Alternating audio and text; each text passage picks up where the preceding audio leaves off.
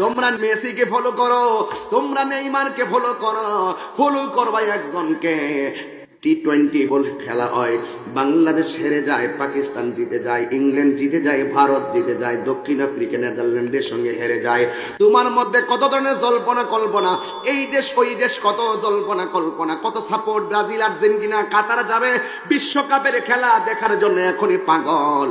এই দেশ ওই দেশের প্ল্যান নিয়ে যেভাবে গবেষণা করো, এইভাবে যদি আল্লাহর ওলিকে নিয়ে গবেষণা করো, তা এই যুব সমাজ নবীর প্রেমিকে পরিণত হয়ে যাইত। এই পরিমাণ বুদ্ধি দিছে কাতারকে, এমন হাওয়া দিছে কাতারে, বলছে তোর দেশ প্রয়োজনে ফকির হয়ে যায়, কিন্তু খেলা একটা দেখাইয়া দি। খেলা কারে?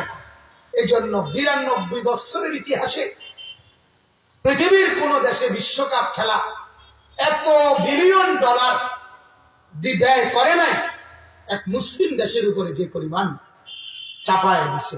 আর